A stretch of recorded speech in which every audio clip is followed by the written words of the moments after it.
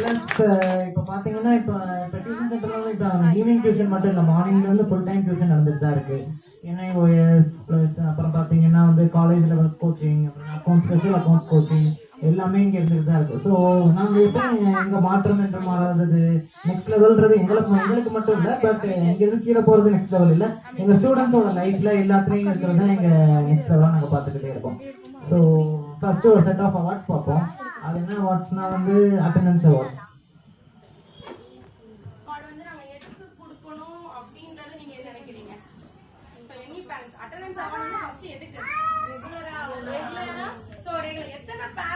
டியூஷனுக்கு முத ரெகுலரா அனுப்பி இருக்கீங்க, அத முத சொல்லுங்க. சரி, இது அப்ப இதே நான் வந்து சொல்லலாம்ல மேம், வந்து எனக்கு மார்க் கம்மியாச்சுன்னா நீங்க வந்து கேட்பேன், நீங்க ரெகுலரா அனுப்பல, சோ அதனால வந்து நான் என்ன சொல்றேன், மார்க் கம்மியாச்சு அப்படின்றது.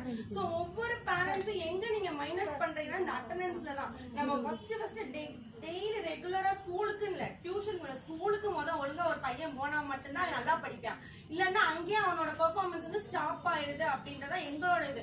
சோ இங்க வந்து நம்ம எதுக்கு இந்த அட்டெண்டன்ஸ் ஆகனா, ஒவ்வொருத்தவங்களும் ஒவ்வொரு கேட்டகரியில இருக்காங்க.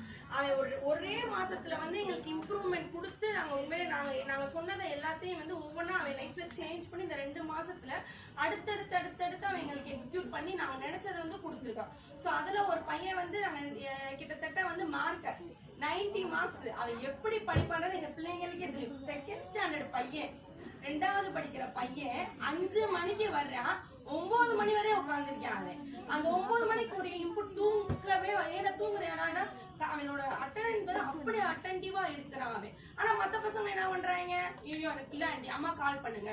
சோ அதுலயே அவன் கொஞ்சம் பேக்கப் ஆனதே இந்த இருக்கான். அவன் மார்க்ஸ் மட்டும் கிடையாது, சோ அவங்க வீட்டுக்கு போயும் அவங்க அம்மா 9க்கு போறான் அப்படின்னா அவங்க அம்மா அதுக்கப்புறம் 9:30க்கு அப்புறம் டிஃபன் கொடுத்து 11க்கு வரைக்கும் திருப்பி நான் என்னென்னலாம் சொல்லி கொடுத்தேன்னா ரீகால். சோ அதனாலயே அவனோட வந்து சர்டன் அவன் ஸ்கூல் அட்டெண்டன்ஸ் பாத்தீங்கன்னா மினிமம் எத்தனை நாள் அவன் போயிடுக்கான், ஒரு நாள் ஒன் டே. அதுக்கே அவன் இன்னைக்கு லீவ், அவன் ஆக்சுவலா அவன் அதுக்கே அவனுக்கு ஒரு கிரேட் அப்ளாஸ் தான் நான் ஸ்கூலுக்கு வந்து 2 நாள் அந்த 2 நாள் எதுக்கு அவனுக்கு ஃபீவர்ன்றனால மட்டுமே அவனுக்கு லீவ். அவங்க பேரண்ட்ஸ் மழைக்கு போன் அடிப்பாங்க, பேரண்ட்ஸ் மழை பெய்யுது, நாங்க அது பக்கத்துல இருக்க பேரண்ட்ஸே அடிக்கிறீங்க, மழை பெய்யுது. சோ அடுத்த தடவை வந்து ஆட்டோ அரேஞ்ச் பண்ணி வரணும் அந்த பையன். சோ மழை பெய்யுற ஒரு ரீசன் கேளுங்க, வேல்யூபிளான ஒரு ரீசன் கேளுங்க. இது வந்து எதுக்கு அப்படின்னா அவனோட லைஃப் டர்னிங் பாயிண்ட் வந்து இந்த இது நாங்க சொல்றோம். நீங்க ஒவ்வொரு இடத்துலயும் பேரண்ட்ஸ் என்ன பண்ணீங்க, அவனை ஸ்டாப் பண்ணி சேரா அப்படின்னு சொன்னா அவன் பின்னாடி பேக்கப் ஆவானே தவிர வந்து ஃப்ரண்ட்ல போக மாட்டான். சோ அதுக்கே வந்து அந்த ஃபர்ஸ்ட் அவார்டு வந்து அவனுக்கு தான். கிறிஸ்துவின் செகண்ட் ஸ்டாண்டர்ட் பையனுக்கு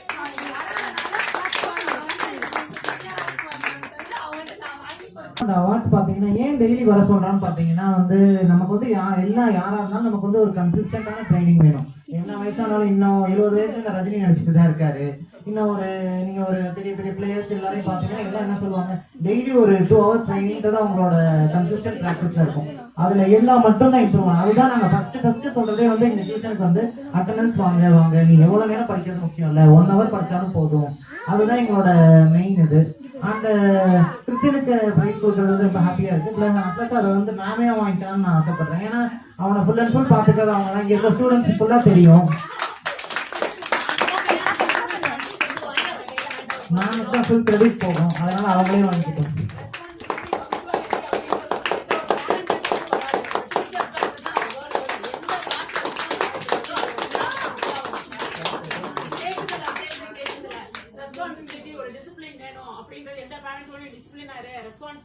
சொல்ல மாட்டோம்.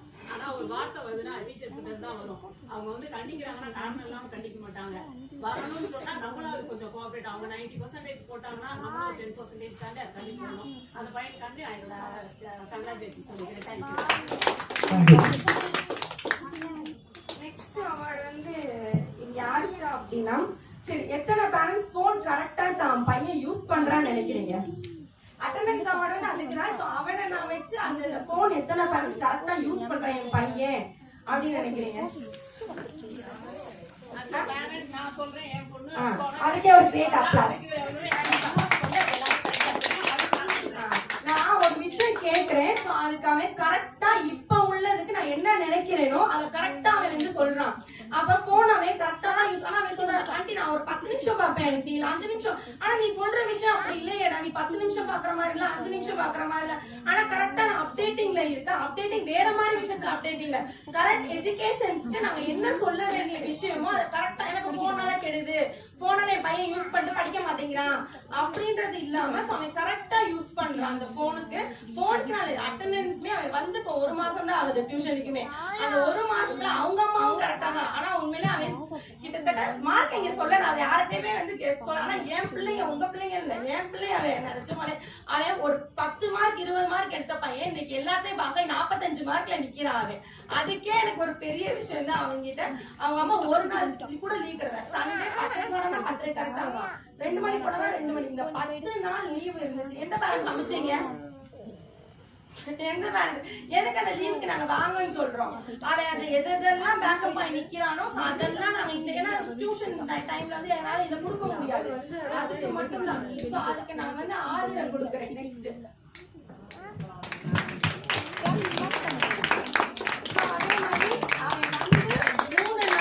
இந்த ஈவென்ட் நடந்துச்சு குக் வித்வுட் ஃபயர். சோ அதுக்கு வந்து அவன் டக்குனு இல்ல வேணா ஹெசிடேட் பண்ணாம அவன் இல்ல ஆண்டி நான் வாலண்டியரா வந்து அந்த இது பண்ணி அவன் வந்து அந்த இதுலயுமே அவார்ட் வாங்கியிருக்கான். அதே மாதிரி லீவ் எடுத்தது இல்ல, அவன் அந்த லீவ் எடுக்காம அவன் டெடிகேஷனா வந்ததுக்கே அவன் மார்க் பெர்ஃபார்மன்ஸ் உண்மையிலே வந்து லெவல் மாறி இருக்கு கரெக்ட் டைமிங்க்கு. அதே மாதிரி அவங்க பேரண்ட்ஸ் என்ன பண்றாங்கன்னா அவன் எங்கடா இருக்க மாப்பாளையத்துல இருக்கான், அங்கெல்லாம் உள்ள நுழைவான்.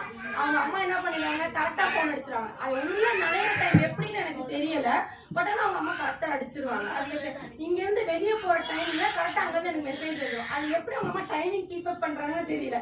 அதுக்கே இந்த இடத்துல கிரேட் அப்ளாஸ் அவங்க அம்மாவுக்கு கண்டிப்பா எல்லாம் அந்த டைமிங்க்கு போகல, டைமிங் அந்த இடத்துலயே அவன் ஏதோ பண்றான்றது வந்து ஒரு விஷயம். சோ அதுக்கே 2 இடத்துலயுமே வந்து அவன் மார்க்குக்குமே அந்த வந்து 1 மந்த்துக்கு வந்து இதை வந்து அவன் மோட்டிவேட்டா எடுத்து இந்த கிஃப்ட் வாங்கி அவன் அடுத்தடுத்த லெவல் போகணுன்றதுக்கு இந்த ஒரு இது கொடுக்குற பிரைஸ்னா இதுதான் உங்களோட எண்ட் பாயிண்ட். இல்ல நீங்க ரீச் பண்ணிட்டீங்க, இதுதான் உங்க ஸ்டார்டிங் பாயிண்ட். இதுல இருந்து நீங்க இம்ப்ரூவ் பண்ண வேண்டியது உங்க கையில தான் இருக்கு.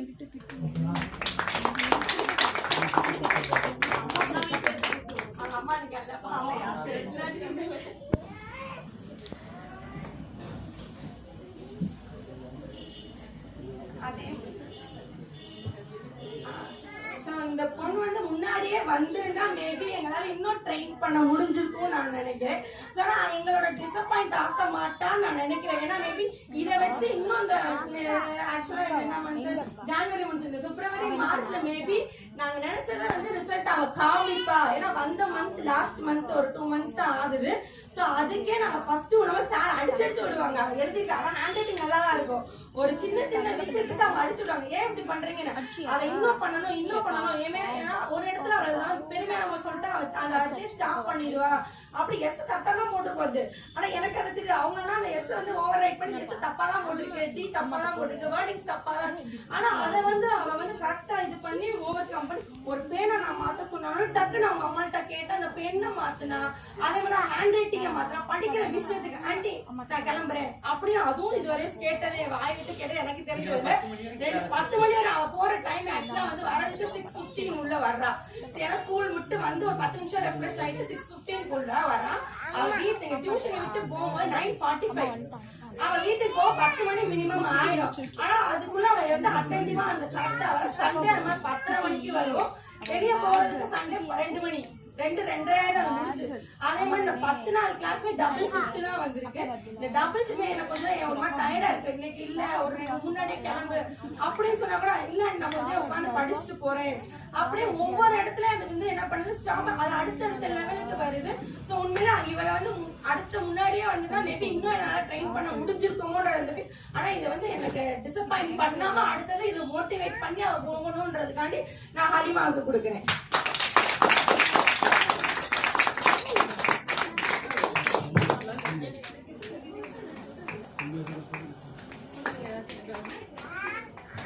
நீங்கப்பா இது ஸ்டார்டிங் பாயிண்ட் தான், நீ தான் இது பண்ணி மார்க் வாங்கணும். ஓகேவா? All the best. என்ன அப்படின்னா 10th பிளேஸ்ன்றதுனால எப்பயுமே நம்ம முன்னாடி யோசிச்சு நீ பண்ணணும். சோ அதுக்காண்டி உன்னோட ஓவர்கம் ஸ்டார்ட் பண்ணாம அடுத்த லெவல் போறதுக்கு இது ரொம்ப டைம் கம்மியா தான் இருக்கு. 40%